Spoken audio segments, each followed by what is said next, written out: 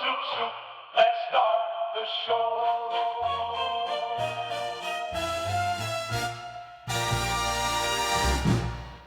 Welcome to the Neverdaily podcast, episode 343.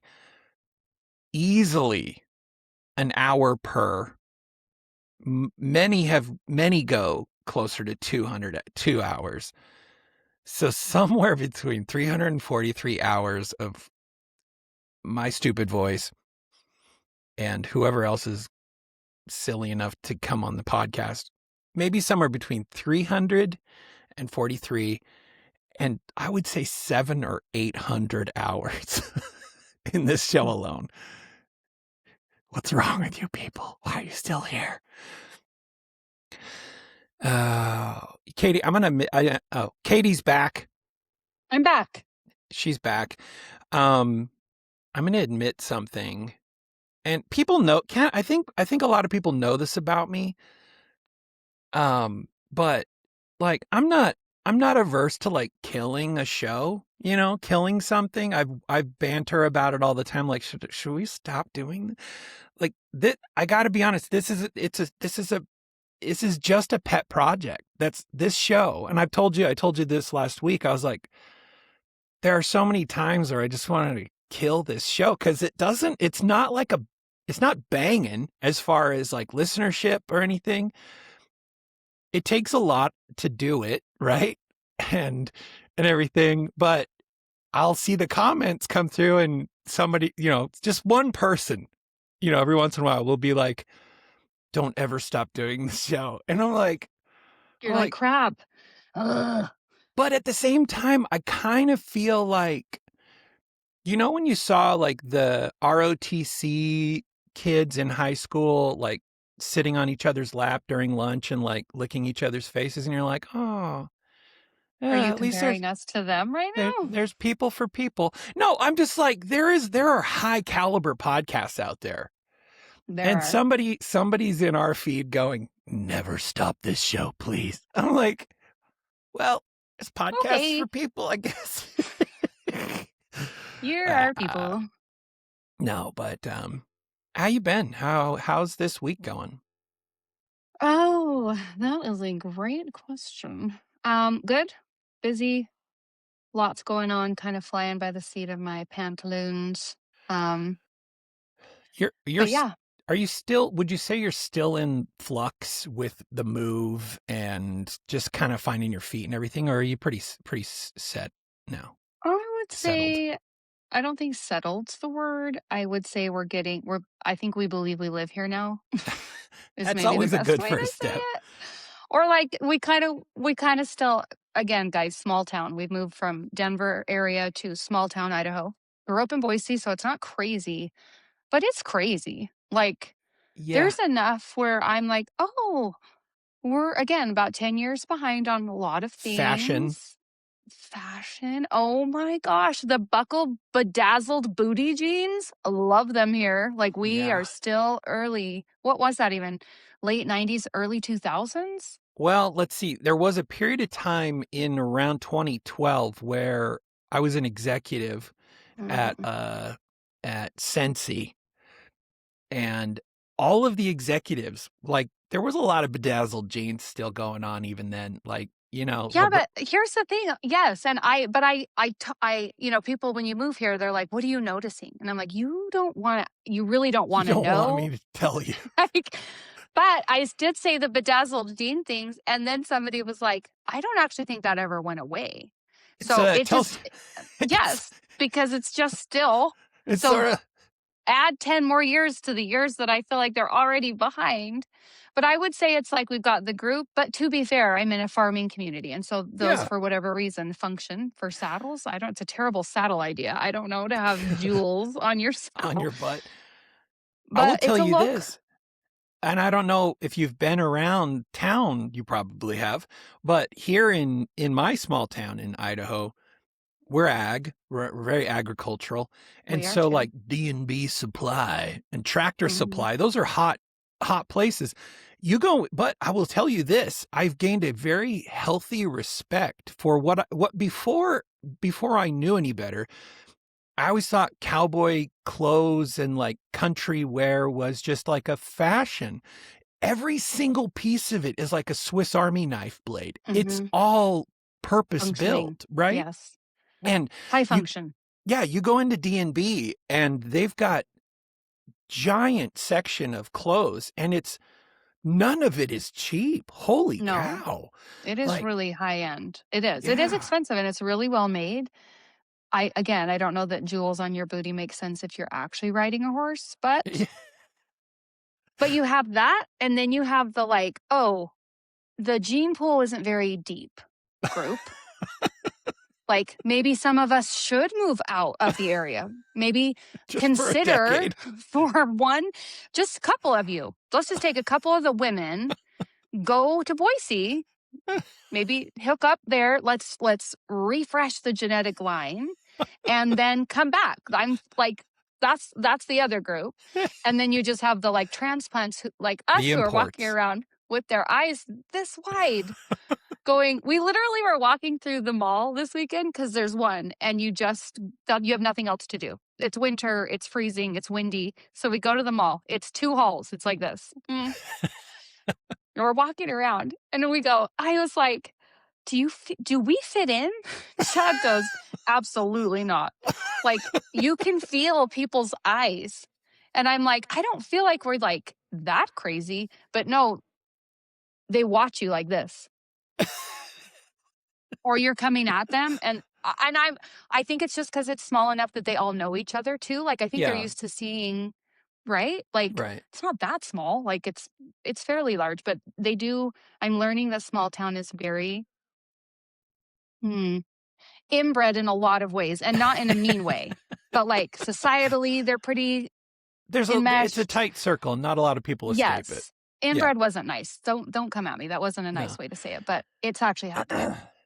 Well, there is, again, there are stereotypes, but some of the stereotypes really are pretty darn accurate. Like small towns, the young girl / woman birth rate, pregnancy rate is extremely high because there's nothing else to do except for each other. Knock them up.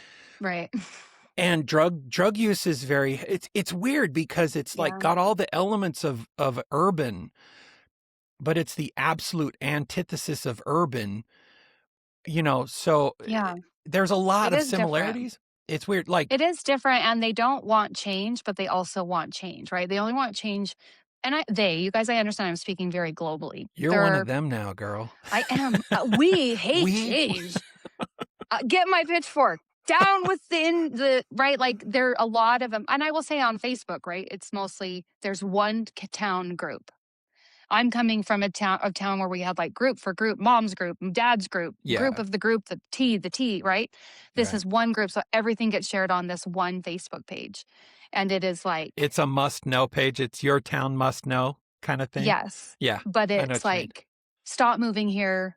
Everybody pitchforks this tonight. We're taking all the move-ins out. Like, they don't want the change, but they need it. The infrastructure needs it. Like, there are ideas that can come, turns out, when people come to the area. So anyway, no, that's not very nice. But no, I feel you, because I'm also in a small town, and it bothers me because you'd think that, like, I'm in a small enough town where you want to believe that there's one mind, like a hive mind, but it's like a good Christian hive mind or whatever. You think small town, you think, okay, everybody's kind of the same ilk.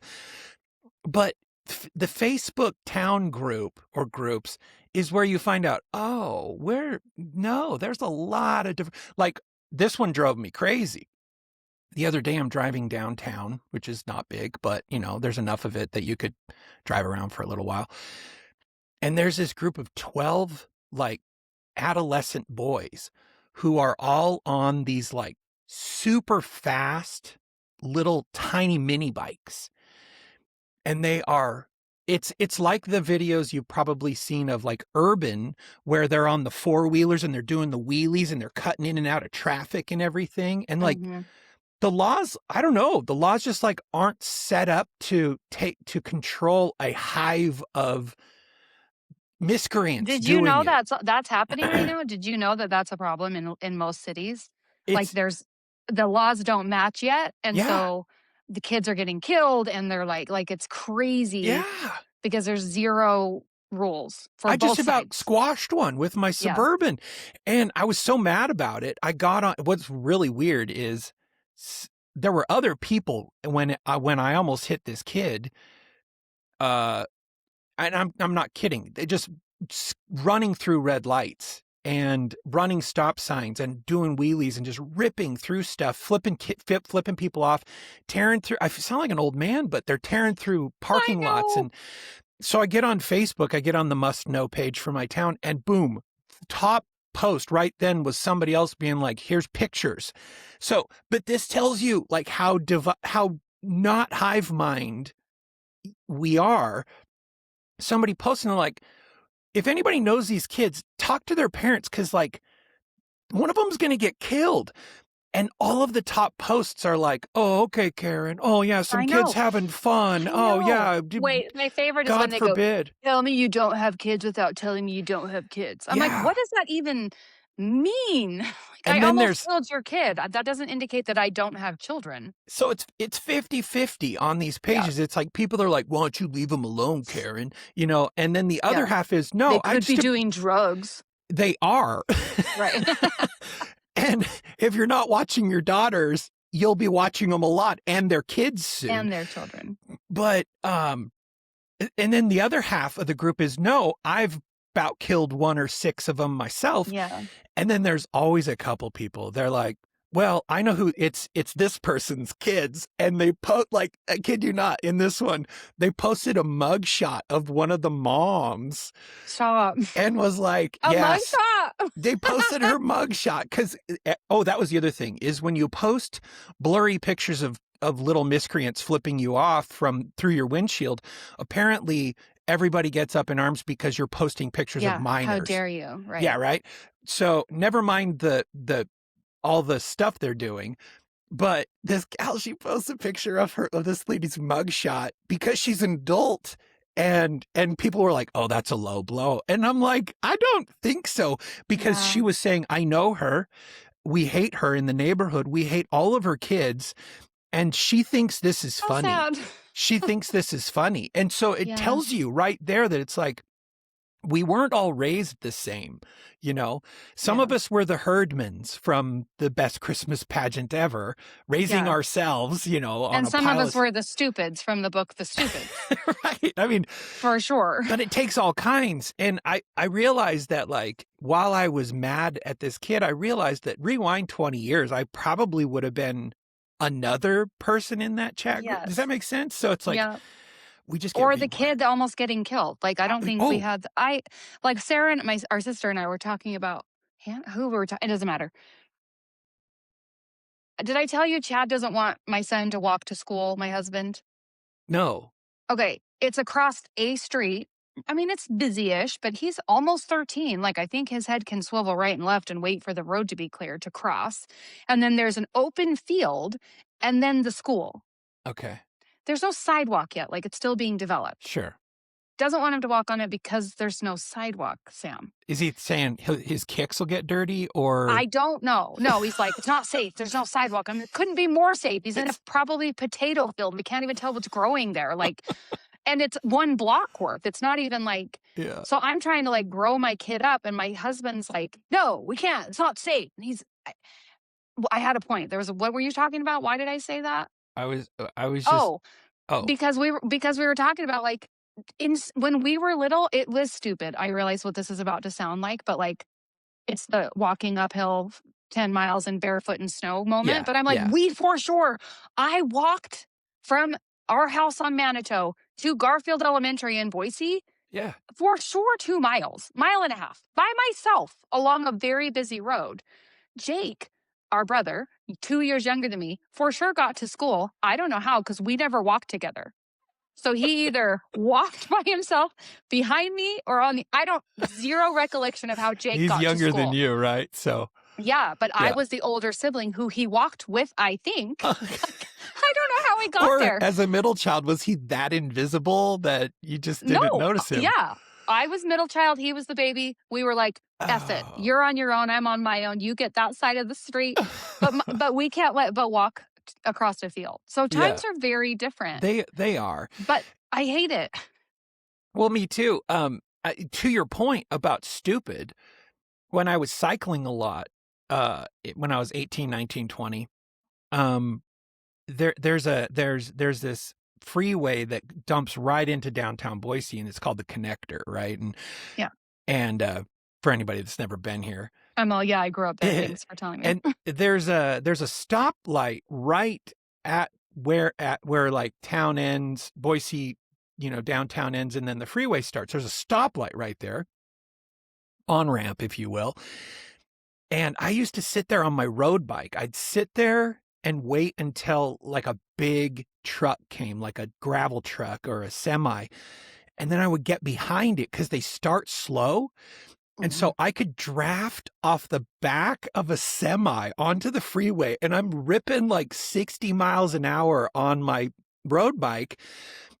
And again, 50-50. People would come by, drive by, and they're like, yeah. And then other people would come by and they're like, you're an idiot. What are you doing? And get off the road. I'm just staring at the brake lights in front of me because I don't want to become hamburger, right? But I do it all the time. And how old were you?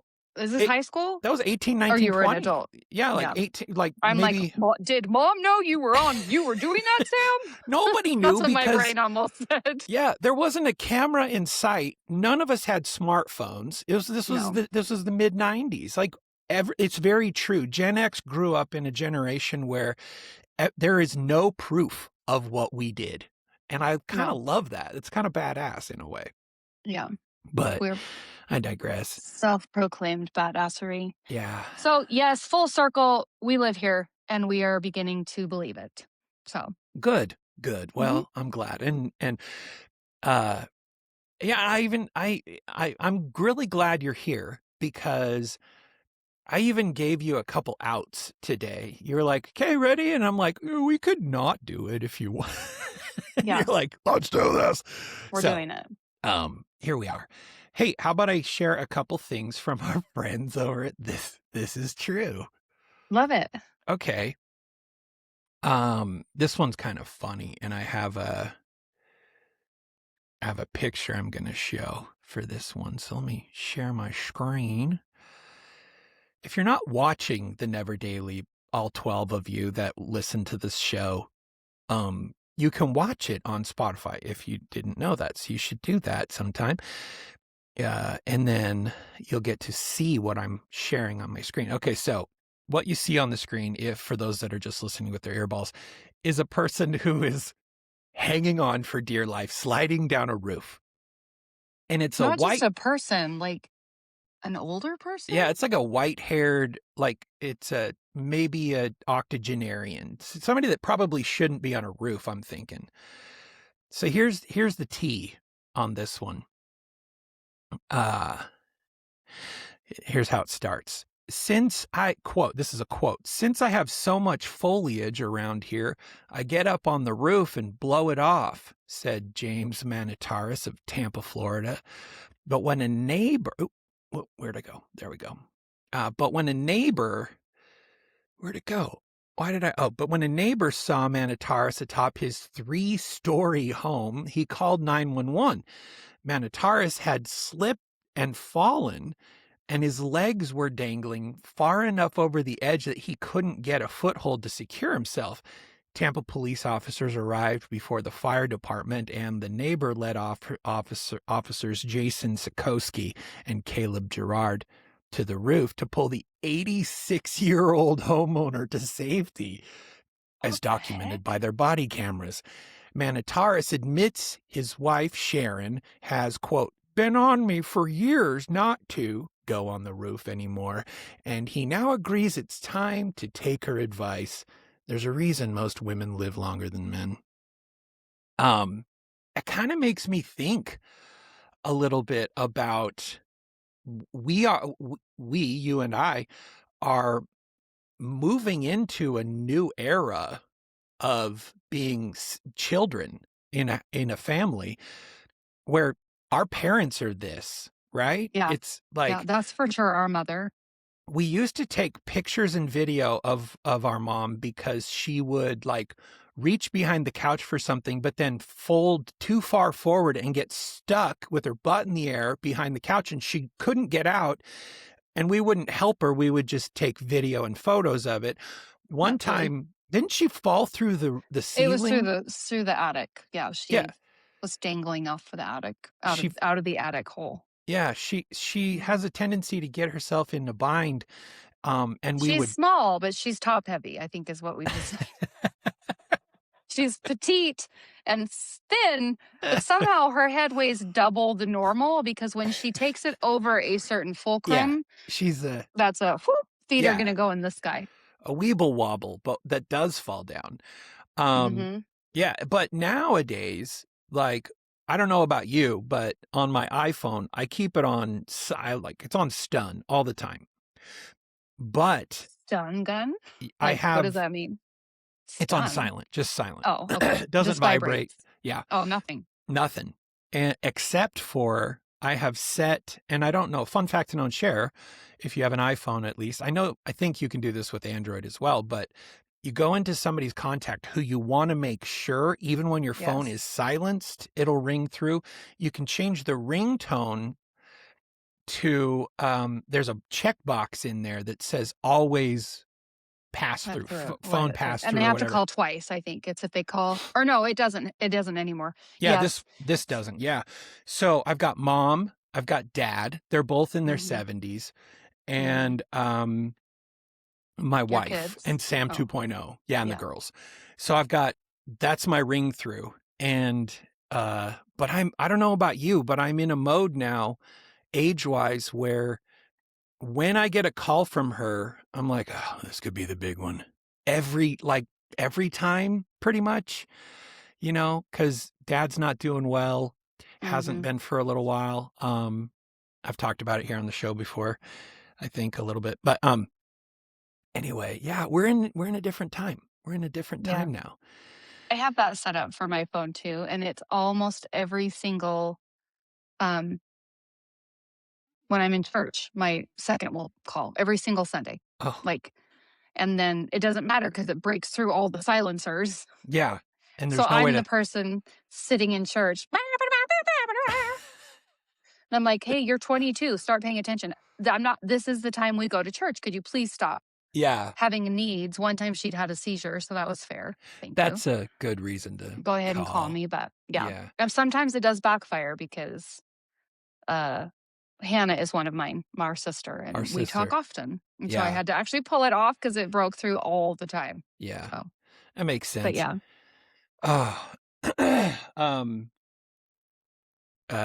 Anyway, I'll read you one more from This Is True, and then we'll move on. This one is titled, "And Then 789. In-N-Out Burger hit a major milestone by opening its first restaurant east of the Mississippi River. But that's not the thing that fans of the chain are talking about. Instead, the talk of the social media is that their order numbers now go from 66 to 68, skipping 67. The term 6-7 has become an inside joke to social media savvy youth. While there isn't a specific meaning, calling out the number can lead to cheers. Good thing I started collecting my order number receipts to try and collect them all," said Brandon Arciero of Las Vegas, Nevada. "I have 2 6-7 receipts that are now historical pieces." Dictionary.com has declared 6-7 the word of the year, calling it an example of brain rot slang. Is it a word? It's not even a word. It's a number. And it means nothing. Even if people try to apply a number to it or a reason to it, I don't care. No.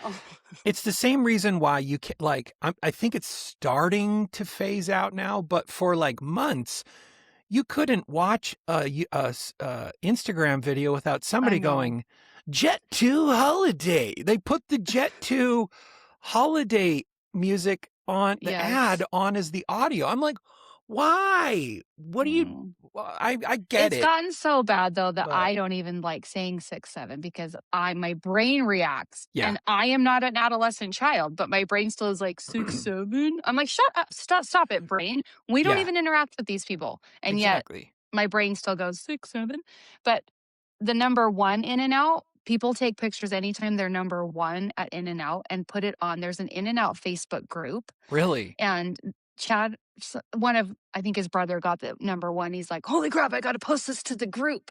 So the In and Out number thing is real. Like there's a whole cultural thing about it. So, Really? but that's crazy that they took it out. Like they didn't, that's wild for a company to do because, it's going to die. But the It fact will. that they just did it. Hopefully they'll bring it back. I'm hoping. Let me find this. Timothy, mine yells 420. Living in Denver, the 420 thing, like it just is. You almost never say the time when it's 420. You just learn to not just wait for 421. Yeah. Yeah. That makes Because sense. what time is it? Give me a minute. A little after 4. Hold on. It's 421. Otherwise, you lose the room. Check this out. That reminds me of something. I'm sharing my screen again. There's a Instagram channel called We're Just Normal Men. Okay. It has 92.5 thousand followers. But look at the videos.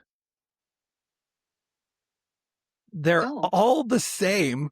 This channel, all it does is once a day posts the same video of this bear and this girl, the puppet bear and this girl. I don't know if it'll play through audio wise. Let me know if you can hear it. I don't hear anything. What do you mean, normal men? Oh, yes. I hear it. Innocent men. Okay, wait. I'll play it again so you can hear it. I've seen it. We're just normal men. What do you mean, normal men? We're just innocent men. Okay, so this channel just posts this one video once a day. Okay, but check out the view count. Every day it's in the 4,000s. That's insane. And every day it's got 70 comments. Like who's showing up? That's like, that's their version of like, their brain just triggers like, oh, I haven't watched The Bear today. I haven't watched it. Okay, but I follow the channel, so it just shows up on my feed every once in a while. Every time it does, I watch it. Every time. I don't know why. I love it, but I hate it. But anyway. You hate that you love it? You are the one. You're one of them. I'm the one.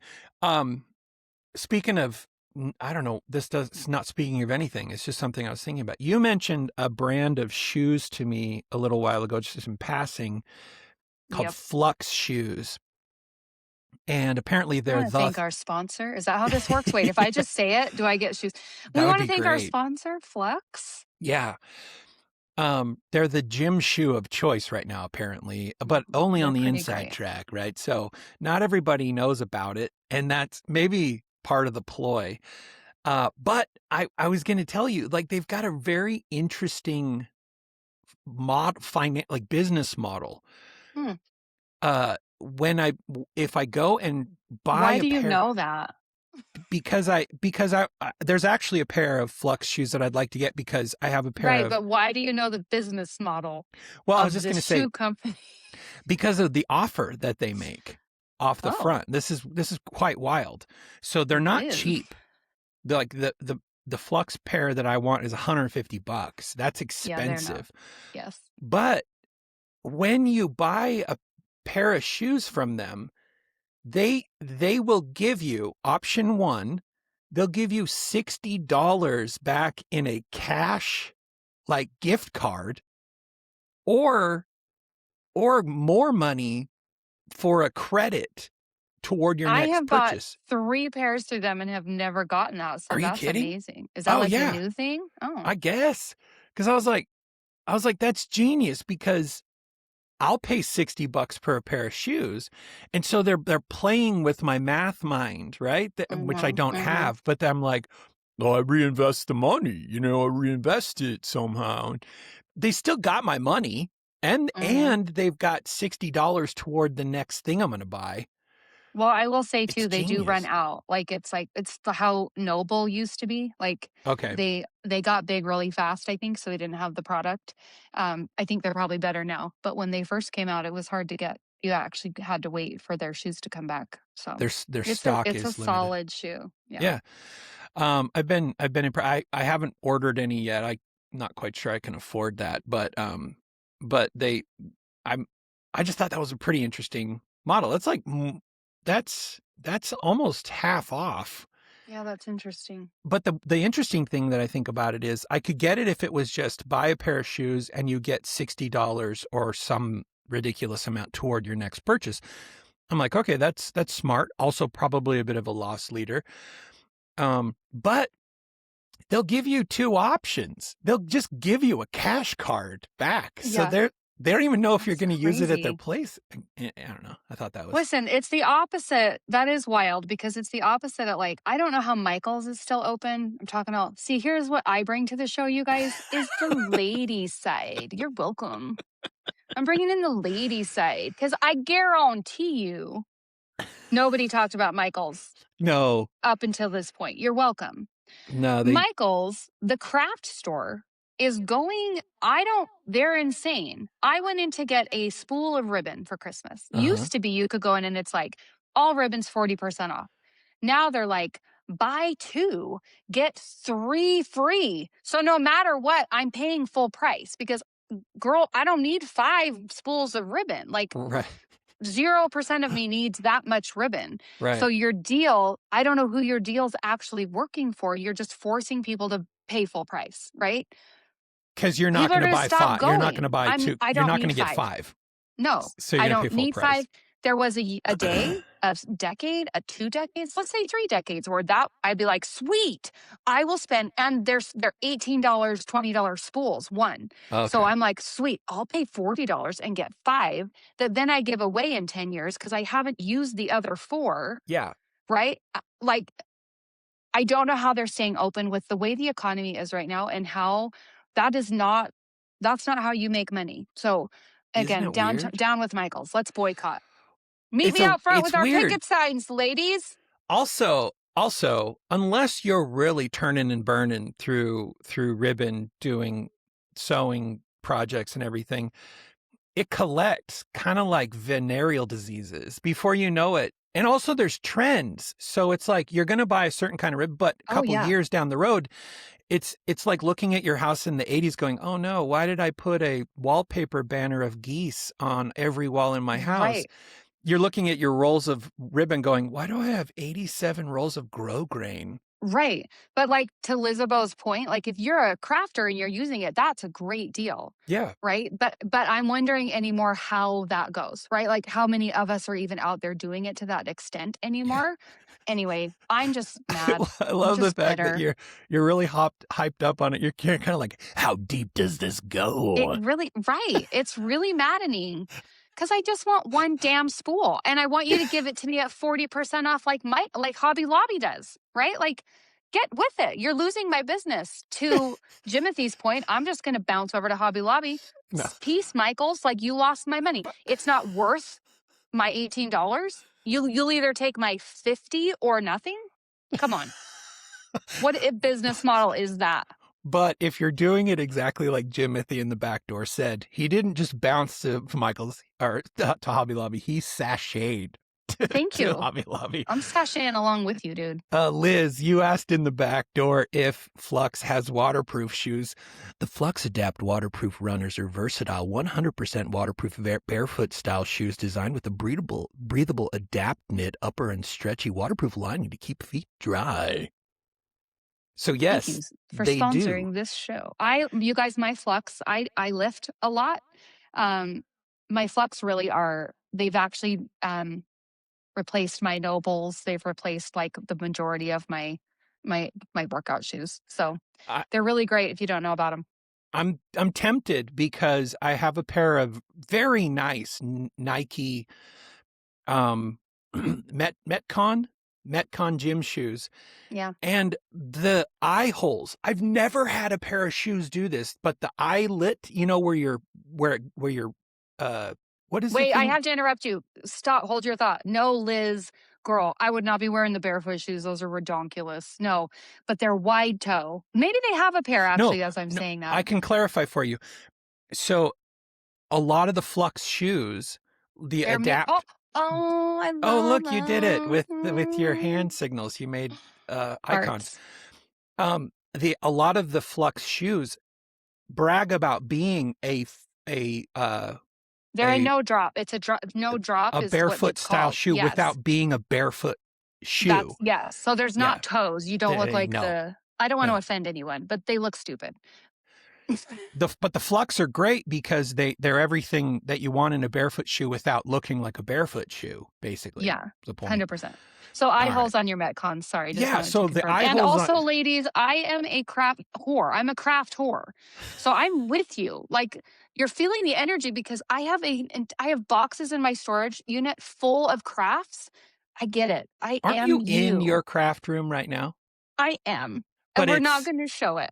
Yes. Yeah, we're green screened still for a reason. Yeah, and when I get so big that this show can't stop because I'm on it, I'm actually just going to make my studio to look like this behind me. That's how serious I am about the future of this podcast. So anyway, I interrupted you. Your Metcon eye holes. Yeah. They were not cheap, but I've never in my life had a pair of shoes that did this. The shoelaces, I'm tying the shoelaces the other day, and the shoelace has burned through the eye hole and just tore out. I can't believe it. Of my Nike Metcons. I can't even believe it. Wow, that's cool. She's like disappearing, but then reappearing. She's looking inside of a coffee cup right now in the background. Hold on. This is so amazing. Keep talking. Okay. Wait, who said that? I have a laser graver. I made a cover for whatever this thing is called, my Cricut. Girl, I haven't ever touched it. Where'd you go? It's right here. Dude.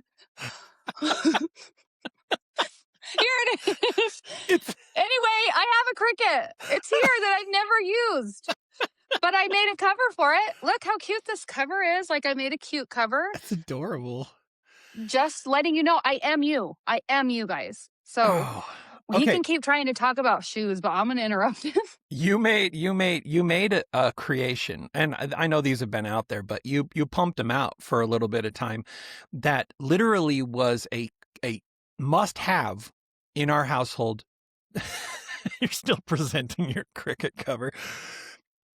You made these little, you loop it on one side of your door handle and then you wrap it around the door and put it on the other side of the door handle, and it keeps your door lock or door latch, if you will, from going kunk when you close the door. And so we had it on all of the kids' doors because there's nothing like clunking a door on a baby's room and waking the baby up. So we had them all over our house. Like your creations were all over our house. These little fabric creations that you make. So, I sew, you guys. I sew. Yeah, there's a lot of sewing it's something going that anyway. So I'm a fabric whore. I'm a ribbon whore. I am a whore of all things craft. So I'm glad you finished the sentence. Thank you. So, I mean, if that's what the AI robot catches from our conversation at the top where it does the summary, it's like Katie, whore. Katie is a whore. Katie talks about being a whore and Sam's shoes. Just one more thing I think is always funny. It'll come up at some point, but Katie is married to a dude named Chad. And what's really funny is, again, because it's sort of a trend right now, Chad is the ultimate Chad. He really is, you guys. He really is. He's a gym bro. And his brother's name is Brett. Oh my gosh. That's right. Chad and Brett. Chad. Sometime he might appear on here, and when you do, you'll be like, "Oh my gosh, he is a total Chad. He's the apex Chad of them all." Do you know the best way we can describe him? Everybody who has seen Napoleon Dynamite. Yeah. The tall bully guy that blonde-haired actually kind popular of looks bully. like my husband. Yeah. And that is kind of how he is. Not It's really. so He's not awesome. really like that, but he looks like him. Yeah, Oh. he's Chad. Whatever you picture Chad being, that's my handsome husband. Oh, So but he's a mountain of a person. yeah. And anyway, let's talk. Let's get on to some topics for the show. I wanted to let me pull up what I've got here. I got something. Angie, if I could show you my my cross stitch collection, you guys, you know how you get into that while he's finding this, you get into that rhythm of a craft and you're like, I'm going to do this. I bought the People's book, like the learn how to make cross stitch people, never touched it. I bought I do what Sam does. I think it's it's a curse. Whatever the thing is, I'm buying all of it. Passion And hoarding. most of the passion hoarding. Most of the time I do end up using it, but cross stitch is when we've cross stitched since we were little. Yeah. My mom Me had too. us doing it in the 80s, and that was what we did. And so we've all cross stitched in our family, and I do love cross stitch. It is something I do intend to pick up. I think I've talked about it on the show before. We grew up in Joanne fabric. We were the only kids in the whole town that probably knew and got mad when people said, "I'm going to Joanne's." Yeah, Because it's we're trauma. like, It's a Joanne. trauma response. It's Joanne. It's Joanne. It's Joanne, and you have to eat your lunch or your snack at that back cold table with all the big books, but don't get your food on the books. Don't get Because your that food. mean lady will yell at you. Yeah. If you get a smudge on the McCall's pattern books, you're dead. And so I would go back and I would hide inside one of the racks. Yep, And fall asleep. I would take the spool of rhinestones that came on a string, and I would peel the rhinestones out of their little gem holders, and I would steal rhinestones. I'm such a fool. Rhinestone cowboy. Okay. That's where it started. Wait, but I have to stop you. Oh. Because the way Mom did this was and now I realize it didn't matter what month of the year it was, we would go pick out our Halloween costumes. Oh, yeah. But that's how she did it, right? She'd be like, hey guys, you're going to get to pick out your Halloween costume. I don't know how many costumes I picked out in a year because I for sure started in like January. Yeah. Because every time it was like, yes. And then I'd pick one out for that week. And then the next week I'd pick out another one. Every time thinking this is it. Like somehow Halloween's around the corner. It's literally January 15th. Like that's just how Mom got us to be quiet.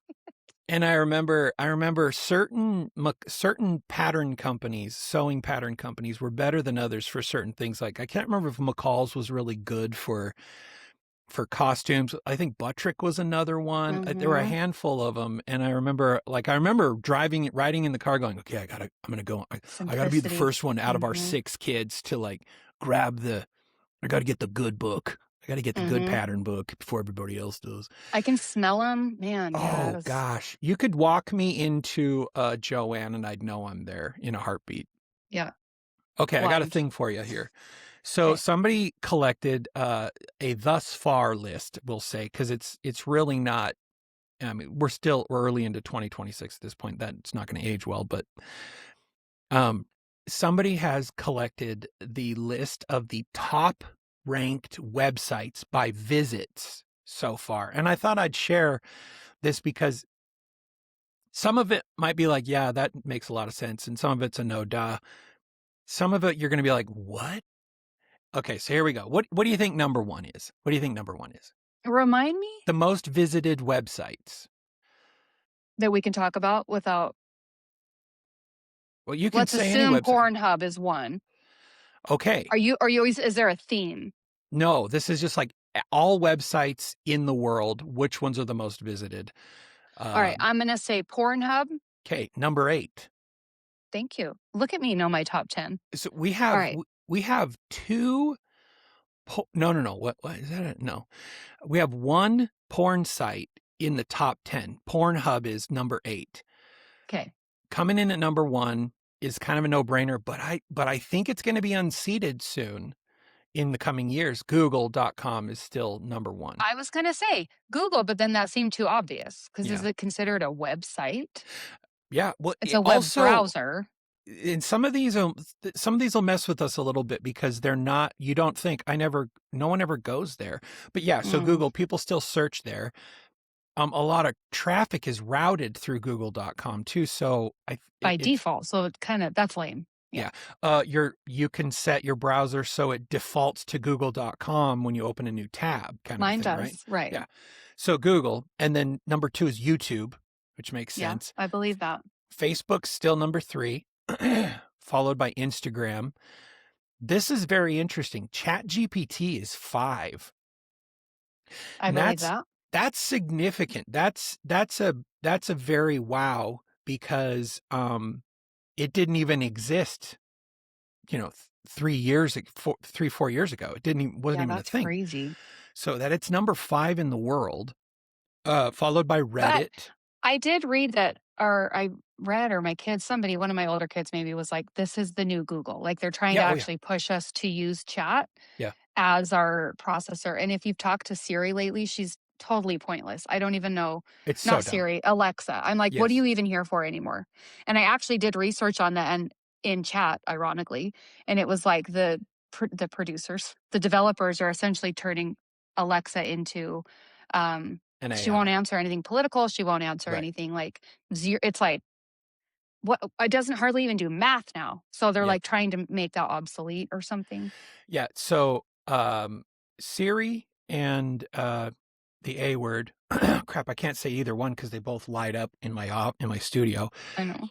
But they both are actually getting overhauls so that they're AI driven, because before we all thought Siri was, but it wasn't. It was stop. I keep saying it. She keeps waking up. But they're not. So they're getting overhauls because we realize how stupid they are compared to actual AI now. So anyway, all right. So Reddit comes in at 6, followed by Wikipedia, which is kind of surprising. There's actually some very interesting bombshell information about Wikipedia that about how it's sort of like the worst. No, it's like the worst mainstream media thing you could imagine, but we all thought it was this like super neutral, like nonpartisan kind of. Right. Nope, it's not. So anyway, okay, so Wikipedia comes in at 7. Pornhub, like we said, was 8. X.com is 9, which maybe got a little bit of a leapfrog because it was Twitter before. Oh, yeah. Here's one. This one's weird to me because this is literally an app. And so I don't know how the .com gets favor here, but WhatsApp.com is .com, huh? number 10. You can't even use it without the app. Like, yeah.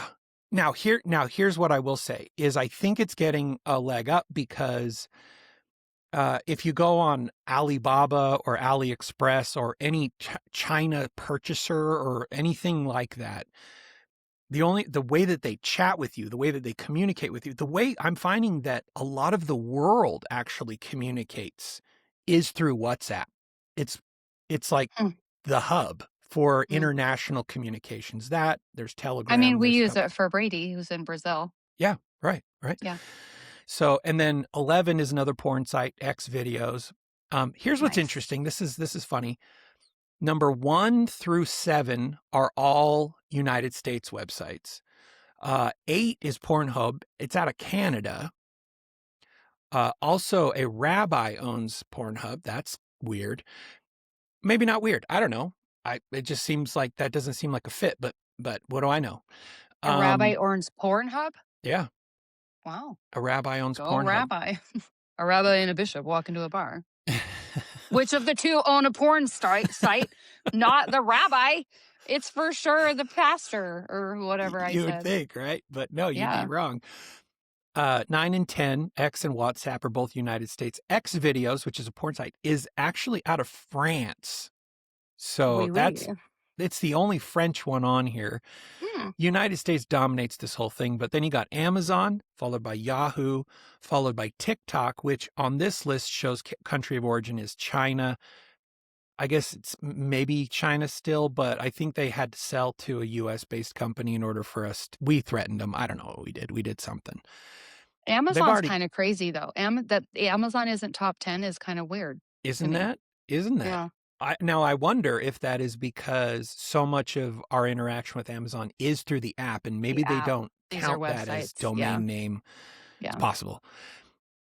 TikTok is number 14. And then number 15 is Bing.com. Now, Bing is on this list, I think, for a very Is it specific still reason. alive? Here's why. Because anytime you get a new computer, a Windows computer, it goes, hey, I'm Bing. I'm a browser. It's the only every thing, time. the only option, right? I think what's sad is It's like the redheaded stepchild. if you had, I can say that we have 2 redheaded siblings. Yeah. If you went to Bing and looked at the statistics of the traffic for Bing, I guarantee you that the number 1 visited site through Bing is Chrome. Yeah. Google Chrome Give me download. the Chrome. The only thing anybody uses Bing for is to download another browser. That's sad. Yeah, They're really trying. they are. Yahoo is above TikTok is weird to me. Like, Yeah. it just goes to show that we still have a very large boomer population, because I don't know anybody. Wait, that's also one of the things of living in a small town. They still have Hotmail. Did I tell you this last time I made fun of somebody and he didn't laugh? Because he has a Hotmail. Yeah, I work at a place where I have to get their email. Yeah. And I was like, hey, so can I get your email? Ha ha ha. And he goes, blah, blah, blah, at hotmail.com. I go, still rocking the Hotmail, huh? And he was like, and you would not be surprised, or you would be surprised how many that they still have Hotmail here. That's Yeah. also something that's behind the times. Hotmail. Yeah.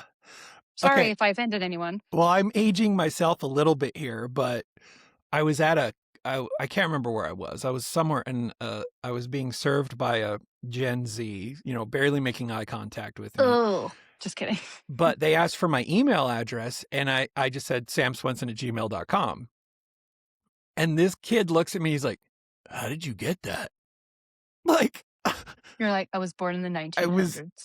and I told him, I said, fun fact, actually, I am old, yes, but I was so OG. I was on the wait list when Gmail was saying, hey, we're going to introduce Gmail. I was on the wait list at the beginning. He's like, whoa, really? Wow. I mean, you would have thought I was talking to somebody and I bought the first Model T, It was hilarious. Kind of.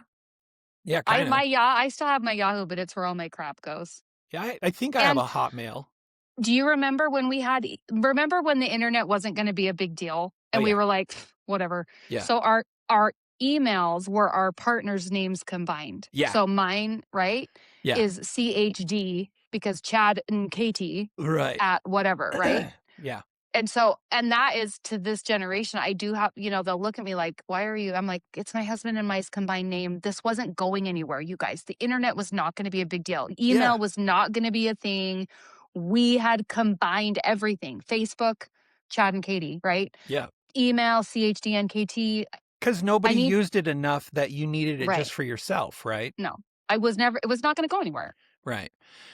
Okay, weird curve here. Yahoo made the list, and it's in a weird spot, number 13. They also make the list at number 16 with yahoo.co.jp, which is the Japanese version of Yahoo.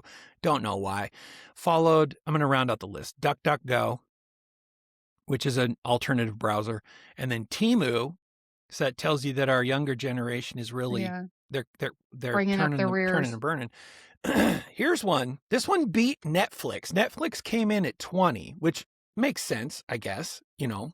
I guess. Again, we watch it through streaming apps and everything, so it's interesting that it even made the list. But number 19 is weather.com. And I think it's because every widget on a phone is every weather widget. And I think most of them default to weather.com. So anyway, I thought I'd share that with you. Interesting. Yeah. Including Bing. I don't even know. Yeah, Bing. Yeah. That's odd. Such a fat. So yeah, ChatGPT's rise, one of the most notable shifts in the emergence of ChatGPT.com with 5.5 billion visits in January 2026 alone. It ranks 5th globally ahead of Reddit, Wikipedia, and X. It broke into the top 15 in early 2024. So it's a newcomer to this whole thing. Yeah, that's crazy fast. And it broke into the top 15 just after launch. So that tells you something. Anyway. Yeah, that's crazy. I thought that was weird. That was great information, Sam. Thank you for sharing on today's You're episode. welcome. Yeah. I got to be honest. When I was doing that list, I was like, I don't even know if I want to give sunlight to the porn websites on here, but I guess I'm not. It's real. I'm not introducing anything to this audience, I'm sure. So No. somebody's going to email For me, be like, sure. my 9-year-old was listening. And I'm like, oh, sorry. That's all right. We have to, I'd rather they hear it from me than somebody at school. Exactly. So use it as an opportunity, parent. They find out later, they go into their child's room at like midnight and they find them on yahoo.co.jp. Oh boy. Anyway, You're welcome. hey Katie. Hey Katie. Yes. Oh, hey, Sam. What I forgot about that. What did you bring today? Are we doing music on Thursday, Tuesday, or Oh whatever? yeah. We're doing New Music Tuesday on Thursday. On Tuesday. Should we do music? Whatever. I just didn't know what the order was today. Yeah, let's do it. Let's do music. Okay, so you brought a couple. No. Yeah, you brought a couple. You brought 2. I did. I brought 2. So the first one, it needs no introduction. It really doesn't. So I'm just going to play it. But I'm really outing myself with this one because like it's kind of unique.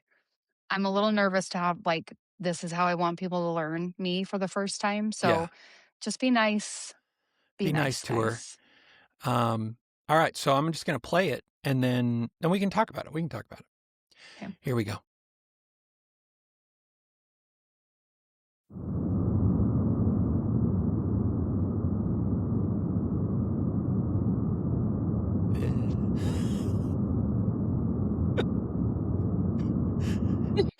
That's it. That is 10 hours of that. When I asked you. So here's the story. Here's the story. Sam was like, what's your song? I'm like, okay, you know what I'm going to do? I'm just going to go look at like what I play most often, right? Yeah. Like, what's my song of 2025? For the last 2 years, you guys, my most played song has been The White Noise. It's like, you get on, you're like, yeah, what was it? And it's like, White Noise. I'm like, F you. Like, give me a real song. That can't even be one of the options. Like, anyway, I just wanted to go out of the gates with my first song with like, what the internet thinks my most favorite song is White Noise. And that's not even the right one because he just had to find one that worked. But yeah, because before when I travel in my hotel or like, you know, I travel quite a bit and that's what I listen to. Damn it. Apparently that's my a favorite lot. Song. Okay, so we have a sleep song too. I'm of the type that like I like to shift it up every once in a while, but I default to my wife because I want her / need her to make sure she gets good sleep, right? So she's got one and it's like a dark screen on YouTube. It's 10 hours long and it's sort of this like ethereal chord progression that kind of fades in and out. And I'm so bored of it, but it plays all night long while we sleep. You know what's funny is they finally figured out advertisements. Remember how these songs and things like that you stream for hours on end would just play? Yeah. And then they decided to throw advertisements in the long 10-hour ones. Hello so Fresh it's silent. It's 2 a.m. Everybody's sound asleep in the bedroom. Chad, me, the dogs, like whatever. And we have this, it was like an out of body experience because it's fairly loud. Like you have to have it turned up to a point where it drowns out your stupid brain at 3 a.m. Right. So it's loud. And all of a sudden, dead asleep, right? This week on blah, blah, blah, blah, Chad jumps up and makes a fist. Like he's like, holy shit. Like we're fighting. There's somebody in our house. Like, talk about like nervous system dump. Like that was who decided to do that. They can come outside. I'm putting you on the bumper and I'm dragging you around the street. Like you're dead. Well, awful. Now I'll tell you why they're doing that. YouTube did it too, because they're like, if you don't want the ads, get the premium. And then you don't get it, and so you're paying to sleep all night long. You don't want to wake up to terror. Oh, it's pay. it's Assholes. terrible. Liz, I'm very similar. I can fall asleep.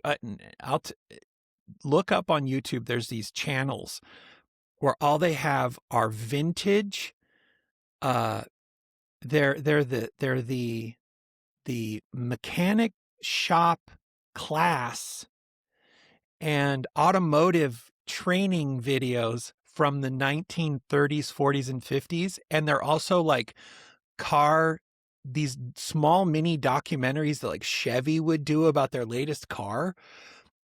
I can sleep to those all day. So it's like the 1949 Chevrolet Blaster comes with double axle wheel band, and it's everything you want it to be. The car's like, you see the car meandering through a little road, and then a family opens the trunk, showing how much capacity the trunk has, and they pull a whole picnic out. But I can listen to those all night long. I can, like, all these promo videos, like the old videos that our grandparents would have watched in shop class about how differential gears work. Oh, it's a whole thing. So on YouTube, if you look those up, they're very similar to World War II documentaries, which Liz says she can fall asleep to. So She might actually fall asleep. yeah, they're so good. That is not my song. That was No. one of the songs. So this next song is a song that I'm bringing some of the girl vibe, you guys. So my playlist is very eclectic. I have Irish jigging. Okay. I have heavy metal. It's all over the place. So I go from, Alice in Chains to Enya pretty easily. So a lot of it's this during is the gym, one- right? Is that is it Yes, gym yeah. time? Okay. And this is one that, whatever reason, the last few times it's come on. I'm also a dancer in the gym. Like, if my headphones are bumping, I'm for sure going to just be busting a move. I'm a dancer. That's who I am. I don't give two shits who's standing behind me. I'll be between two big guys with the muscles, and I'm all bam, bam, ba-dang, ba-bam, bam, ba-dang. So this is one of those songs, and it's going to make you guys get up and get jiggy with it. So. Okay. Oh, you can introduce it if you want. This is Fits and the Tantrums, right? Mm-hmm. And the song's called Sway. Sway. Yeah. All right. Get up, Here. you guys. Get up. Here we go. Do we listen to the whole thing? Yeah. Okay. Oh. All the pretty girls look inside all summer. All the pretty boys wanna dance. Strangers in a world full of lonely lovers. Find someone to take 'em by the hand. All the pretty girls look inside all summer. All the pretty boys wanna dance. Strangers in a world full of lonely lovers. Find someone to take 'em by the hand. Sha-la-la, hey, hey, hey. I'm in the mood, so all you summer lovers make it sway. Sha-la-la, hey, baby. I'm in the mood, so all you summer lovers make it sway. Been solo for so long, no co-pilot, no. And all of these love songs make you sick, I know. This ain't no karaoke, but a duet. We can swing as long as you lose your head. All the pretty girls look inside all summer. All the pretty boys wanna dance. Strangers in a world full of lonely lovers. Find someone to take 'em by the hand. Sha-la-la, hey, hey, hey. I'm in the mood, so all you summer lovers make it sway. Sha-la-la, hey, baby. I'm in the mood, so all you summer lovers make it sway. Swinging it high, swinging it low. No one tonight, gotta sing it alone. Sha-la-la, hey, hey, hey. I'm in the mood, so all you summer lovers make it sway. Make it sway. All the pretty girls look inside all summer. All the pretty boys wanna dance. Strangers in a world full of lonely lovers. Find someone and take 'em by the hand. Sha-la-la, hey, hey, hey. I'm in the mood, so all you summer lovers make it sway. Sha-la-la, hey, baby. I'm in the mood, so all you summer lovers make it sway. Swinging it high, swinging it low. No one tonight, gotta sing it alone. Sha-la-la, hey, hey, hey. I'm in the mood, so all you summer lovers make it sway. It's not the best. Yeah. It's really loud. Sorry, you guys. Brooke said it was super loud. So apologize for bursting your eardrums. Sorry about that. Yeah, I haven't had to adjust the volume in a while. Sometimes Riverside blasts it and sometimes it doesn't. So forgive me for that. I'll try to tone that down. That was a very upbeat song. Yeah. Yeah. On a scale of all of them to none of them, how many of the songs you listen to are sunshiny pop, like that type of song? I would say probably 5% are like that. 5%. Okay. 10% maybe. Like I Okay. really do. I enjoy just some specific ones that get my feet moving, right? Like Yeah.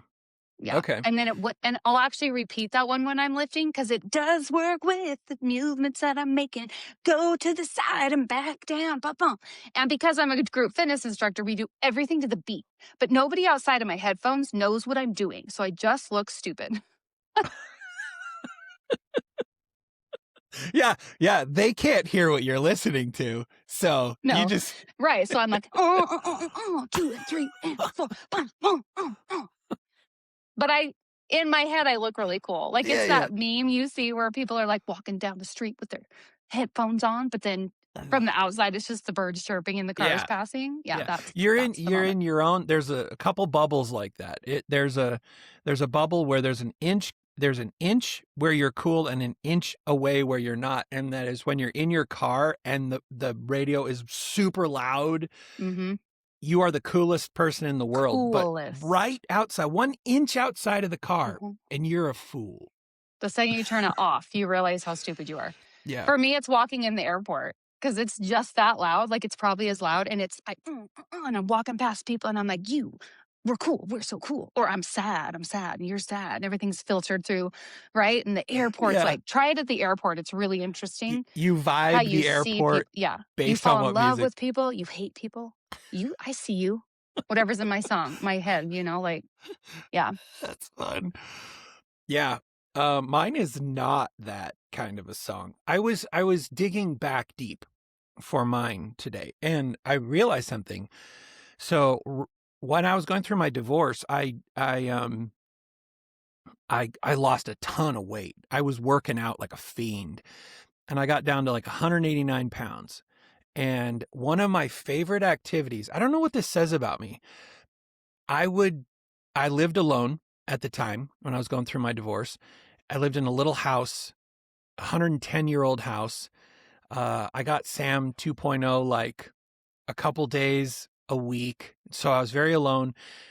I would leave the house at like 11 or 11:30 at night, and I would drive up into the foothills to the bike trails where the mountain bikers go. I would run the Boise foothills at midnight, like no headlamp, just me and my feet, just tick, tick, tick, tick. And I don't know why. There's something. There was a switch that flipped in my brain many, many years ago.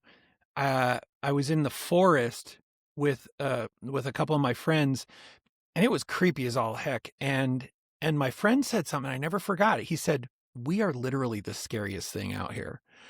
And I was like, "Man, that's probably 98% of the time true." And I just adopted it. And for some reason, like being in the woods or being in those kind of places in the dead of the night, I'm like alive. I don't know why. I love it. Because it's for sure not true. It's okay. You're for sure not the scariest thing in the dark in the woods. So in the foothills. But you have to have that mindset. Yeah. In the foothills here in Boise, you go one foothill back and you're in like the edge of like mountain country. And it proved to be not true. One time I ran behind this place in Boise called Table Rock, and I was running back in the back country back there. And I was running on this road, dirt road, and I saw a mountain lion cross the road about 100 yards in front of me in the moonlight. and I'm- shat my pants. I'm sure it knew I was there. I mean, they're ghosts. So For sure, it did. yeah, that I thought for sure 100 yards in front of me, I'm like, it knows I'm here. It's It going knew to you got out of the car. It knew you got in the car from our house 17 miles away. Like, Yeah. that's how much it knew you were there. I'm blown away. Like, I resigned at that point. I was like, I'm turning around and I'm running, but I know it's going to get me. I know it will. And that's the only time I've ever been like, okay, I'm not the scariest thing out here. And that ever since then, like I run in the foothills so I can still see the city below, kind of thing, you know? But anyway, my music also lined up with this. I don't know what it is. Like I listened to like really angry dubstep back in the day. So I thought I'd bring one of those. And this is like, when you hear this, just imagine being in the dark at midnight in the mountains by yourself. And it doesn't make any sense, but I can't make sense of it. I'm sure it's like fodder for a counselor, I'm sure. But anyway, so this song is by an artist. Another reason I wanted to bring this was this artist, Taurus, no longer makes music. It's weird. Like he threw down really heavy for a good period of time making some dubstep, and then he just like peaced out. I don't know. At one point I remember like on his social media, he was like, I'm graduating college soon, blah, blah, blah. So he probably just grew up, you know, stopped making music. I don't know why, but anyway. So this song's called The Kraken by Taurus. And I don't know. It's fits me when I'm in the middle of the woods. So here we go.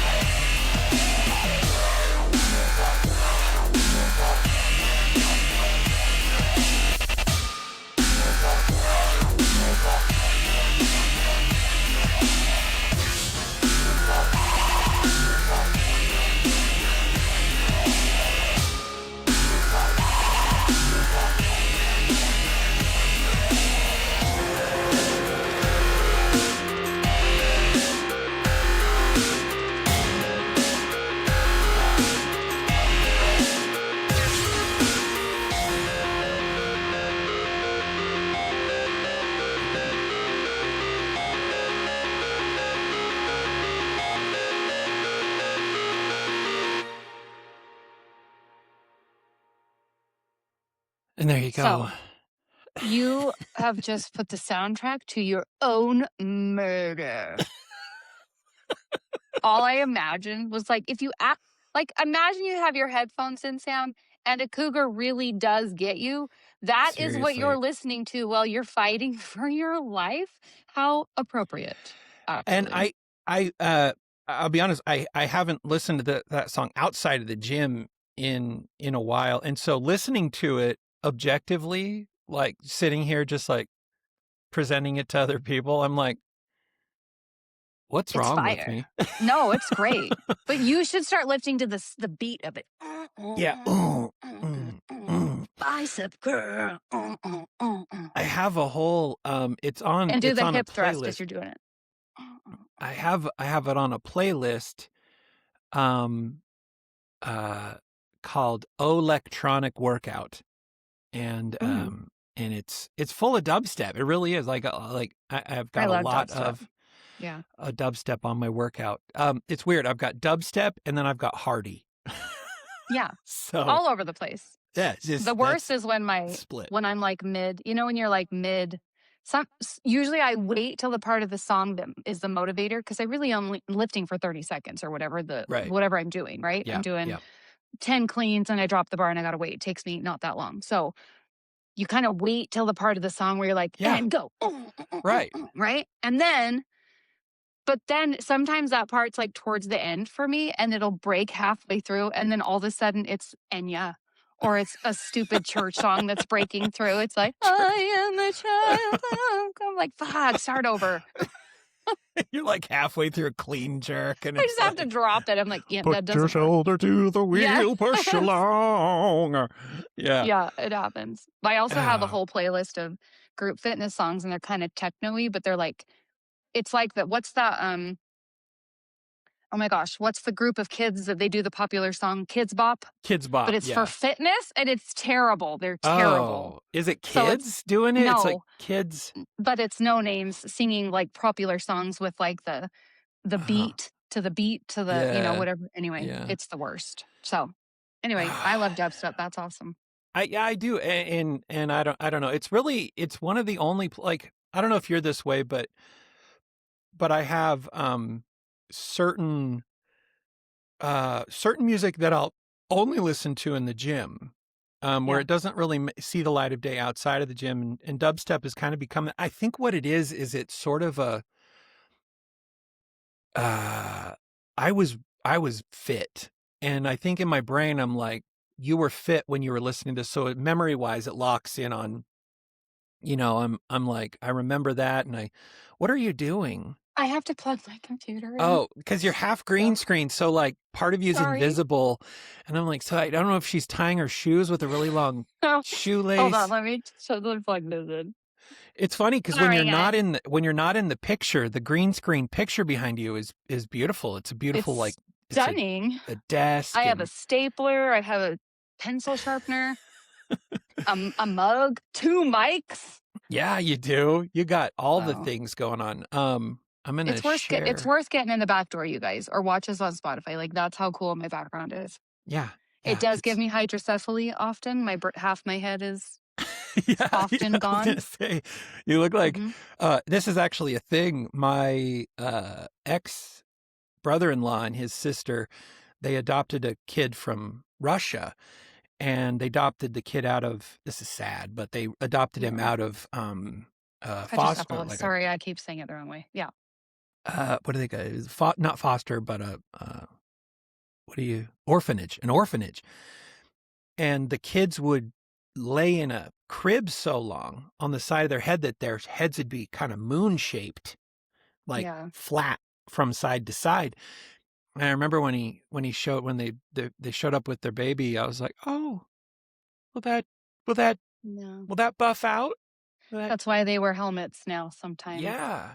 That is a terrible, I should stop saying it. It's hydrocephalus, and it is a very sad actual, I will stop saying that. I apologize. Don't come at me. Sorry, I apologize. I don't think we have anybody with a hydrocephalic kid in here, or that is a hydrocephalic. I haven't seen anybody that follows me on Facebook that's a hydrocephalic, so I think we're safe. Right, microcephaly, that's another one that's fun. Yeah. Little tiny heads. Fun. That's fun. If anybody wants it, I'm going to paste my electronic workout Spotify playlist into the chat for the back door. There you go. I think you can get to it. I don't think I have any followers on that, so good luck. Sweet. Have fun with that. Anyway, Katie, what did you bring today? Liz, that dubstep is the type of music. That song specifically was what? Yes, that the playlist has a bunch of dubstep on it. Yeah. Yeah. Older dubstep too. So like I don't want to sound like a hipster, but I was listening to dubstep before like everybody knew about Skrillex. So whatever. Yeah. What did you bring today? All right, you guys, let's slow this down a bit. Today we're going to be talking about myofascia.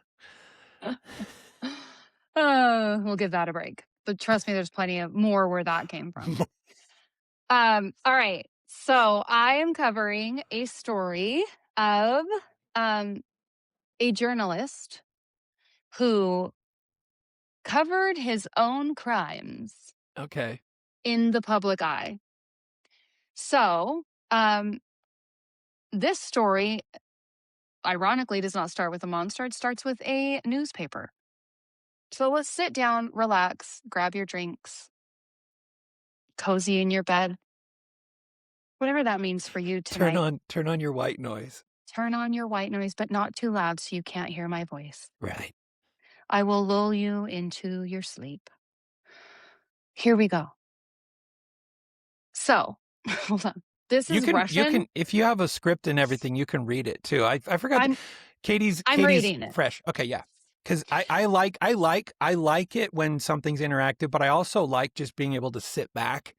Yeah, like and listen to the Kent used to story. read a story a lot, and I was just like, I Yeah. kind of liked it because I could just kind of piece out for a minute and just kind of listen. So Yeah. I'm good with that. I'm going to do a bit of that. So, Okay. a small town, a small beat. So, Kichevo, North Macedonia. Okay. Okay. Did I say that wrong already? I don't know. All right. Population small enough that people recognize your walk from a block away. A wink, wink. I'm going to try to catch those stupid jokes as we go.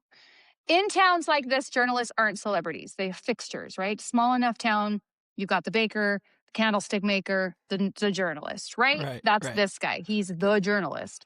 They attend the weddings. They know which families argue. They know which roof leaks when it rains. They write about local budgets, municipal potholes. That's the level. So, Vlado Teneski was one of these men. Born in 1952, he lived most of his life in Kichevo. I think I got it. We're going to do a blanket statement right now. Every name and place is going to be murdered in this. So just roll with Plan it. ahead. Plan ahead. I need you to get your Kent brain on for these ones because that's essentially who I'm going to be. Offending people right and left and not giving two shits. So sit back and relax. All right. So in Kichevo, married, employed, naturally, consistent. If you needed someone to cover a story about road repairs, he was your guy. He worked for a respected national paper, including, guys, the Novoa Machadia Ya. Yeah. Okay. And the Utrinsky Vensky. What is that? Is that like the paper he worked for? The papers. I'm going for that's the paper. Okay. Okay, gotcha. Let me try that one in. Utrinsky Vensky.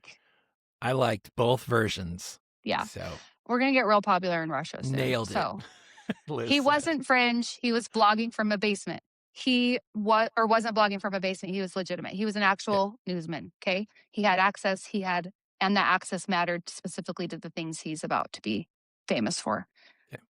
First murder, 2005, which I also was another reason I grabbed this story because I was like, holy crap, that's like in this dispensation. Like this is now. That's crazy that we had a serial killer. How many do we really have? We don't know about, but this guy is current. So in 2005, a woman named Slavi, we're going to call her Slavi. Just call her Slavi. Yeah. Yeah. I'm sorry because she did die. So it's really rude. You know what? Give everybody a nickname. Slavi. She disappeared. She was 64 years old. This is important. A cleaning lady. Lock that in. Okay. Days later, her body was found near the town's water reservoir. She's been beaten, strangled. There were signs of sexual assault. The method involved a cable. This was not a normal crime for Kichevo.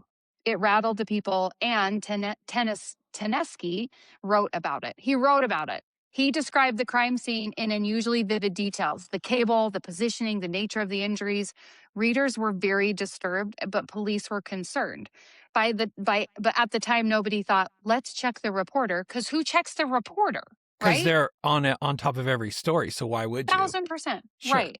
We have one of these in our actual time happening right now with our poor reporter gal's mom who's missing, right?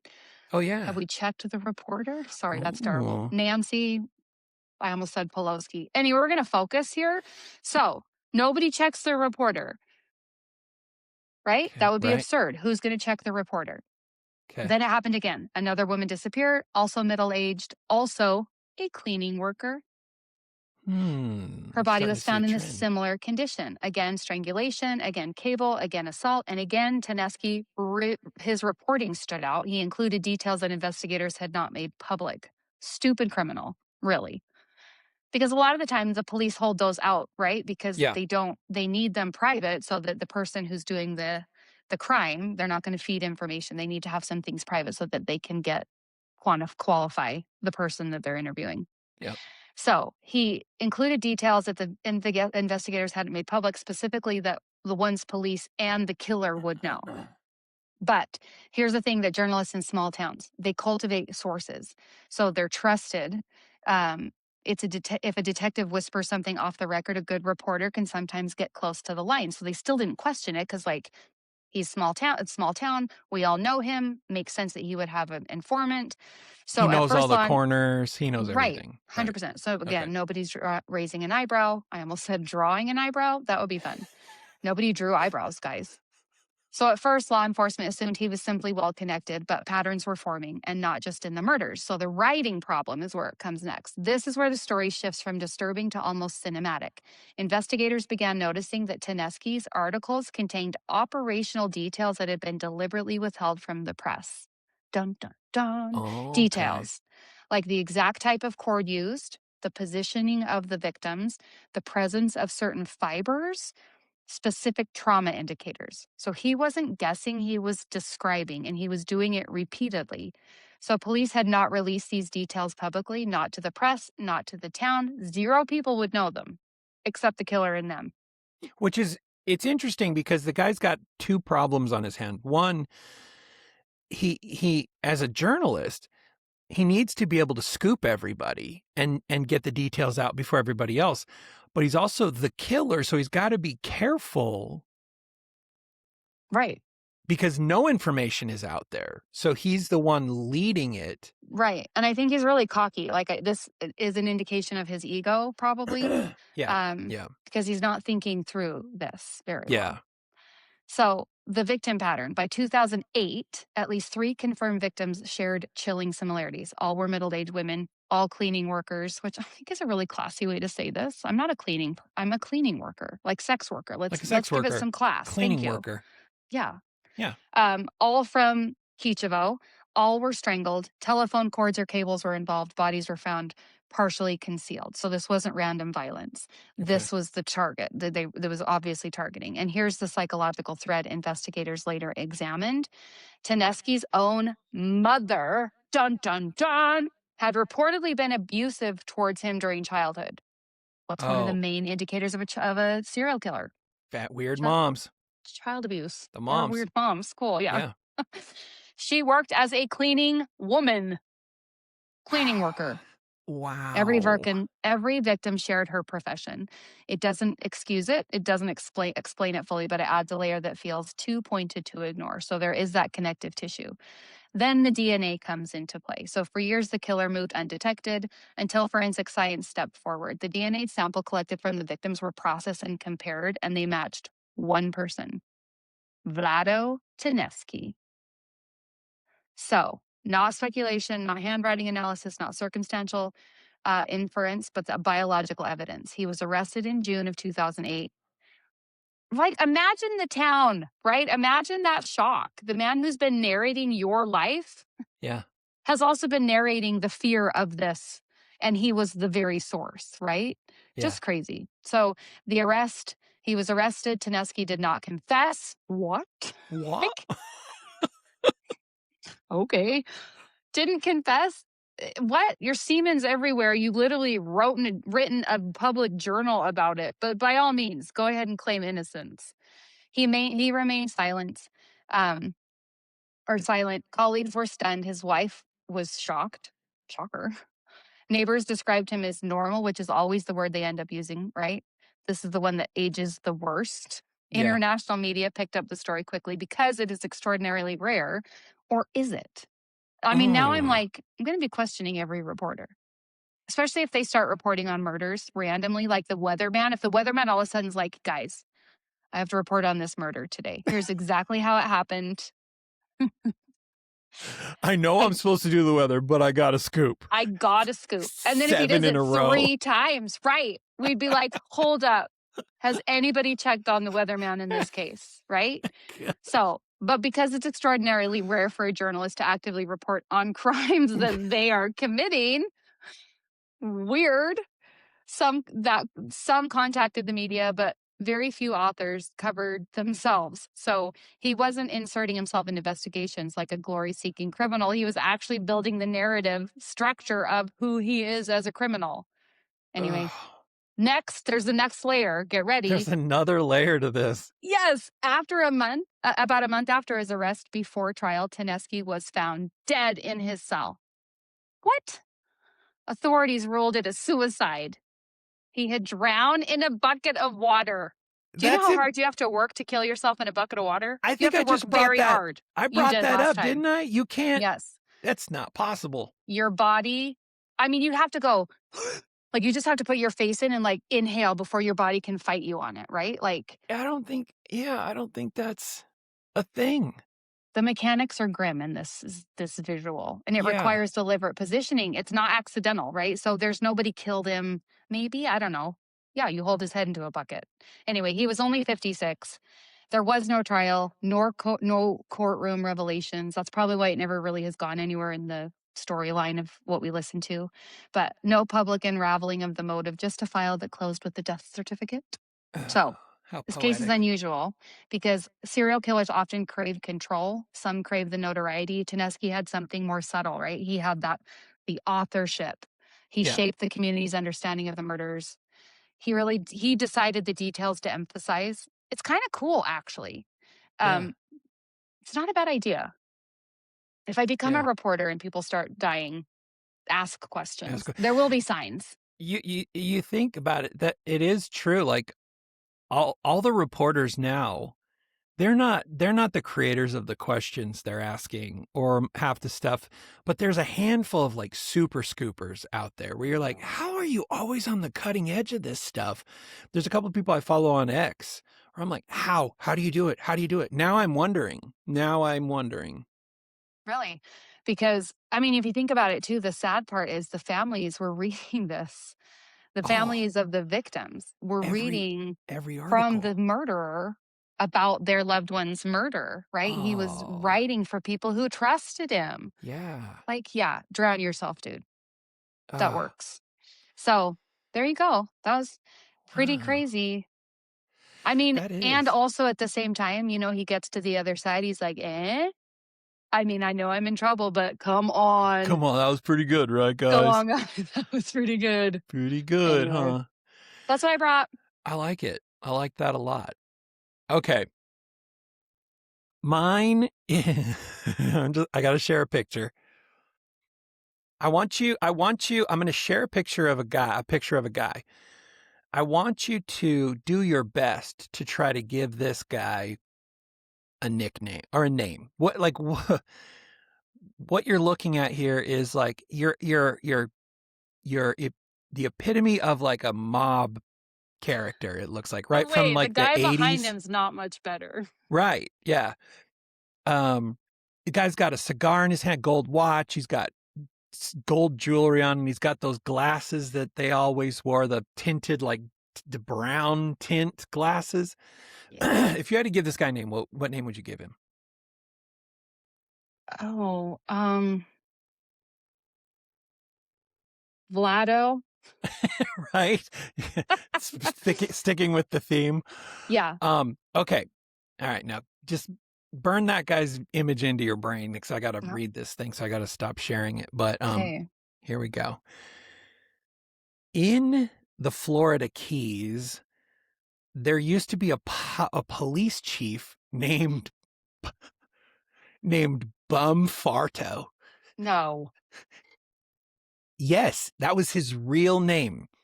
His birth certificate says Bum Farto. His police badge says Bum Farto. His campaign signs said Bum Farto on them. My face can't stop making this face. Like, I Bum know. Farto. Right. I Like, need to know if he's married because you would want to run away from that. we had my elementary school principal's name was Bettina Butt, B-U-T-T. And we called her Teeny Butt behind her back. And I thought, that's mean. Like, as parents, to name your kid Bettina Butt, but Bum Farto beats them all. What's even a first name for this? Let's go with Angie's. Horace Bumfardo. But no, his first name was Bum. His last name was Farto. Bum Farto. I thought his last name was Bumfardo. No, his full name was Bum Farto. What is Bum short for? What's Bum maybe short we'll for? find out. Maybe we'll find out. Okay, Mrs. Dick. God, For years, the citizens of Key West, Florida, were perfectly comfortable calling the police department and asking for Chief Farto. The 1970s had to have been a different time. I aged out at 5 before we ran out of 70s. So Robert Bum Farto was born in 1919 and grew up in Florida. The nickname Bum reportedly came from childhood. And like a lot of nicknames from that era, it just stuck. By the time he became an adult, he had completely embraced it. He wasn't trying to hide it. He just leaned right into it. And eventually, that name ended up on a police badge. So Farto joined the Key West Police Department and worked his way through the ranks during the mid-20th century. Key West back then was not the polished, like, tourist town people picture today. It was kind of a rougher town. Smuggling, drugs, and general island chaos were part of daily life there. So if you were a cop in the Keys during the 60s and 70s, you were dealing with a lot of strange situations. And Bum Farto, it almost sounds like a superhero. Bum Farto. Bum Farto seemed comfortable, very comfortable in this environment. By the early 70s, he'd risen all the way to the top. He became chief of police in Key West. Now imagine being a criminal in Florida and hearing over the radio, Chief Bum Farto's on his way. You'd probably assume someone was playing a joke, but it was always real. So things started to go sideways in 1976. Federal investigators had been watching drug smuggling operations moving through the Florida Keys. The Caribbean and South Florida were becoming major pipelines for marijuana and cocaine, so Key West was perfectly positioned for this. Small boats could come into the Bahamas or Caribbean islands. Cargo could disappear quickly through marinas and fishing docks. The DEA and federal authorities suspected that local law enforcement might be looking the other way. And eventually, their investigation pointed directly at Bum Farto. Chief Bum Farto, bum, bum, bum. Chief Bum Farto was suspected of being involved in drug trafficking. Federal agents alleged that Farto was, I can't not laugh when I say it. It's how funny farts are, even saying the name. Federal agents alleged that Farto was protecting marijuana smugglers moving product through the Keys. According to investigators, shipments were coming in by boat and local enforcement wasn't exactly... Shipments? Shipments. Sorry, I had to. You literally said shipments. We're talking about bum Farto. So Sorry. bum Farto, as these shipments were coming through, he wasn't interfering with them. Eventually, the evidence was strong enough for prosecutors to move forward. So in 76, bum Farto was indicted on federal drug charges. Wasn't a small accusation. This was the chief of police being accused of helping run the drug trade. So Key West immediately became national news. Bum Farto went to court and fought the charges. The prosecution claimed he had helped protect smugglers and allow large shipments of marijuana to move through the region. The defense pushed back and argued that the accusations were exaggerated and politically motivated. The case became a spectacle. And remember, this was all happening while the defendant's name was still Bum Farto. So All over the news. yeah, newspapers across the country had headlines that read like satire. Everything was serious, though. All the charges, everything was very serious. Drug charges on Bum Farto. Yeah. In the end, a jury convicted him. He was found guilty on conspiracy related to drug smuggling. The former police chief of Key West was now a convicted felon awaiting sentencing. Most people expected the story to end there, but that's where it actually becomes really strange. So before sentencing could happen, Bum Farto was allowed to remain free on bond. So he still had to report to authorities. He still had a sentencing hearing coming up, but for the moment, he was out. Bum Farto was released.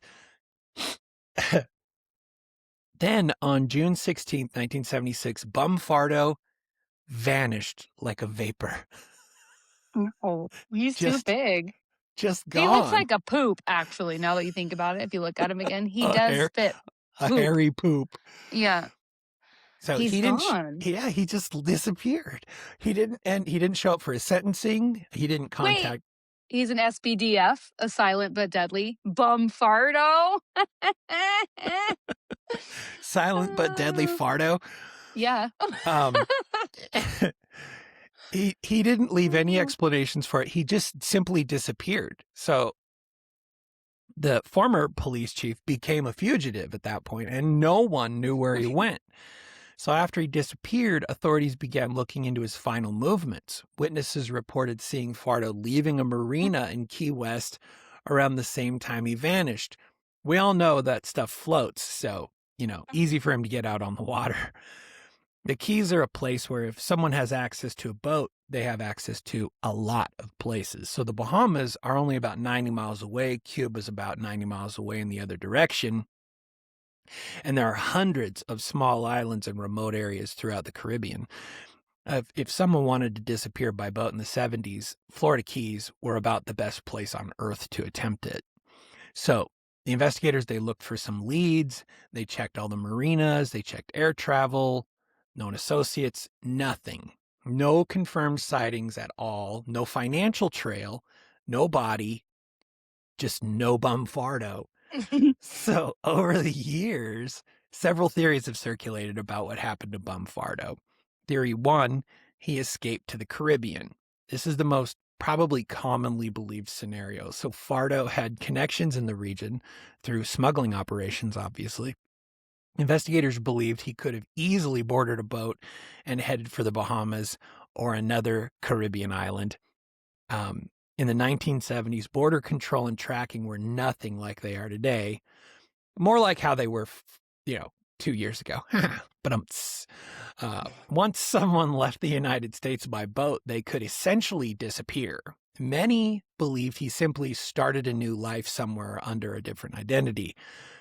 There's another theory that the people he had been working with in the drug trade decided he's a liability at this point. So once he was convicted, he became a potential witness. So he could get a better deal if he turns on these people, right? So if he starts talking, it could mean problems for a lot of people. So investigators speculated he may have been murdered and dumped at sea. The ocean around the Keys is really vast. And He's swimming with the fishes. Yeah.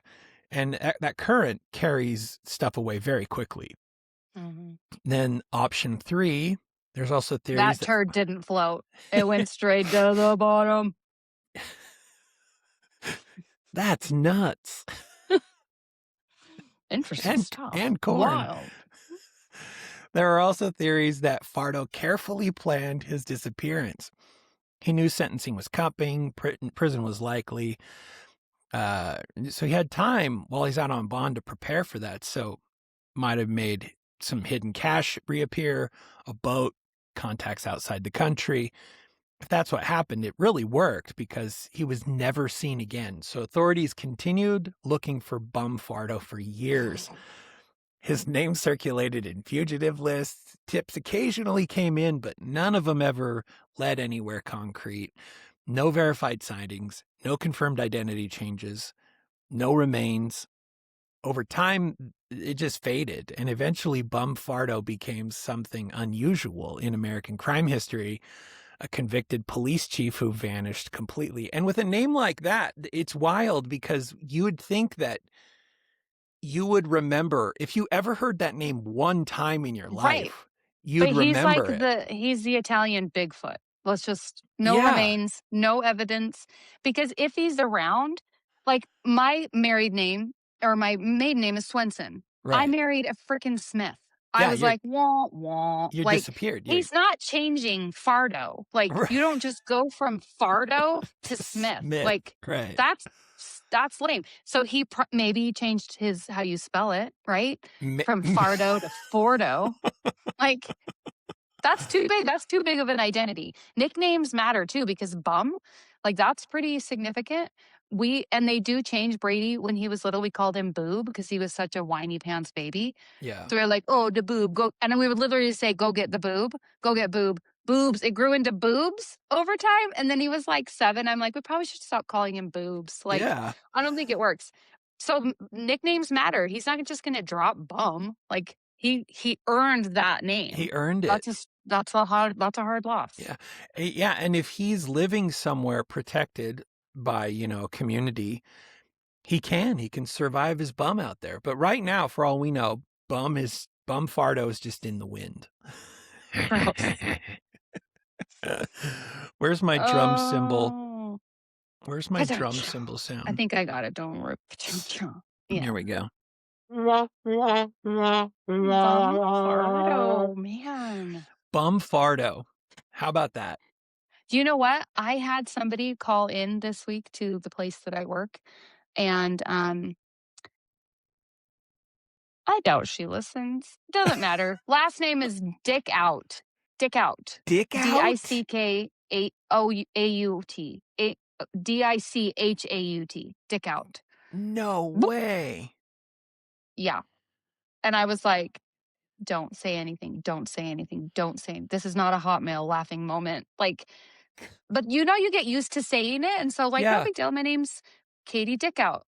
I was like, can you spell that? Can you spell that for me? Did you smile? Like, she's got to get grins. She wasn't in front of me. I was over the phone. Okay. But for sure, she heard the smile in my face because I was like, oh, could you spell that for me? Just curious. Oh. Yeah. So I was trying to think of a first name that would go well with it, like you're a Dickout. Her first name works. I'm a Dickout. I for sure, like, my point is too, ladies, find out the name of the person you're marrying and then decide if that's something you want to be stuck to. Date number 1, right? Yeah. Yeah. What's your last name? Dickout. Gotta go. My mom's calling. Right? Like, I don't even want to fall in love with you. I should have done Anita Dickout. I should have done it with Anita Dickout. Brooke for the win. Man, I tell you what though, when you switched from Swenson to Smith, was it sad for you or? Yeah, that sound you just played. Wah, wah, wah. Yeah, really? That was my life for a little while because in our community too, Swenson meant something. Like we were all performers. There were 6 of us. Like you couldn't go That sounds so stupid. But it was small enough, I think, at the time we were growing up and we all look so much alike that I still get it when I go home. Are you a Swenson? Are you a Peterson? Like, Yeah. because we Yeah. look so distinct. So my name, it did matter. So to lose that, I think, and maybe a lot of women who change their name, I know maybe it's going the way of the wind. Well, I think there's Like like a Farto. But there's a good sampling that don't do it anymore, which I get because I remember that feeling. It was like, oh, I Yeah. actually have no identity for a while because nobody knows me as Smith Right. and my Facebook forever, right? Yeah. I wouldn't let go of the last name because it is a real part of you. So I empathize with women who struggle wanting to let that go. My wife's last name, her maiden name is Long. And I just love a really solid name. Swenson has always kind of hit me as a bit derpy, like derpa derpa derpa derpa Swenson. Ian Yeah, or Owen? derpa derpa. Yeah. You know, like it's the most Danish. Until you get Smith, then I'm like, Yeah. you weak ass bitches. You come into this country and you're like, they have this cool Scandinavian name. Like my husband is half German, half Norwegian. So, and it's solid half. Like I muddied his waters. And so they had these cool names. And then they get there and the guy probably couldn't hear it or understand. He's like, Smith, right? You just said Smith. Yeah. Yeah, Right? Like, yeah, we did. God, let us in. Sure. so it became Smith. I'm like, that's just lame. Freaking Yeah. Ellis Island, man. Yeah, they murdered a lot of people's last names. A lot of slaves received generic names or names that were sort of insulting and whatnot. But what can you do? What can you do? I say that's my answer. Wah, wah. Reparations. Yeah. Let's find out who those people were. Oh man. Anyway, bum Farto and a serial killer who reported on his own. That's still wild to me. Like he could have gotten away with that had he not been just so ego driven to be so detailed. Right. Like it's so crazy. So what can you do? What can you now do? we just gave somebody ideas. Yeah. It's true. But again, listen for your weathermen, guys. Watch the weathermen. If your weatherman drops a really interesting scoop out there, that's a sign. It's a sign. All right, well, let's get out of here. It's been fun, so we're gonna keep doing it. I won't let myself kill it. Every time we finish the show, I pull a Princess Bride. Good night. I shall probably kill you in the morning. You pull a bum Farto. I pull a bum Farto. From now on. See ya. Oh. All right. Well, we're out, but we'll be back in dose days, probably something like that. Schedules pending, or ish, or whatever. Listen, I'm the reason this happened tonight, you guys. So yeah, I'm on board. Sam is going to have to stick to some kind of a schedule. Yeah, it's true. But I can't. It's on me too a little bit. So yeah. Well, but it takes a village of idiots. Here we go. All right. Well, soup, everybody. Soup. You can say bye. Oh, wait, but I want to come up with a thing. You Hold want to on. have a catchy. Yeah.